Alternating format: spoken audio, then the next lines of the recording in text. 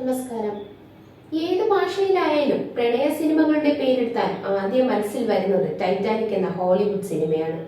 പ്രണയവും കപ്പൽ ദുരന്തവും പ്രമേയമായ ടൈറ്റാനിക്കിന്റെ രംഗങ്ങളിൽ റോസ് എന്ന നായിക രക്ഷപ്പെടാൻ ഉപയോഗിക്കുന്ന വാതിൽ പലകയുടെ കഷ്ണം.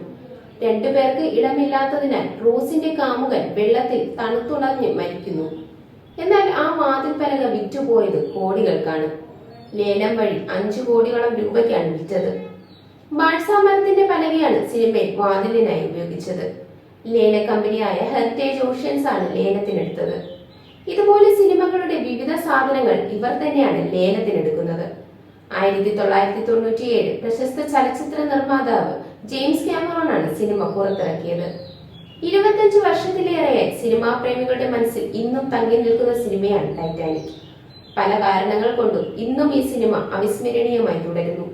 അതുകൊണ്ട് തന്നെയാണ് ജാക്കിന് പലകയിൽ ഇടം കിട്ടാത്തതിന്റെ ശാസ്ത്രീയ വശങ്ങൾ നിരത്തി ചിലർ ചോദ്യം ചെയ്തത്.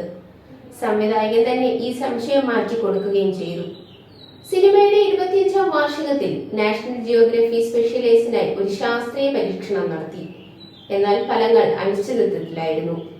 റോസിനൊപ്പം ജാക്കിന് വാതിൽ ഒതുങ്ങിയിരിക്കാമെങ്കിലും വെള്ളത്തിൽ പൊങ്ങിക്കിടക്കുന്നത് ബുദ്ധിമുട്ടായിരുന്നു എന്ന് വ്യക്തമായി.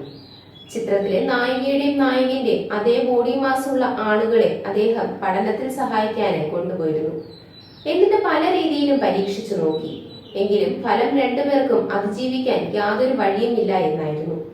എങ്ങനെ നോക്കിയാലും ഒരാൾക്ക് മാത്രമേ അതിജീവിക്കാൻ കഴിയൂ എന്നും അദ്ദേഹം വ്യക്തമാക്കി.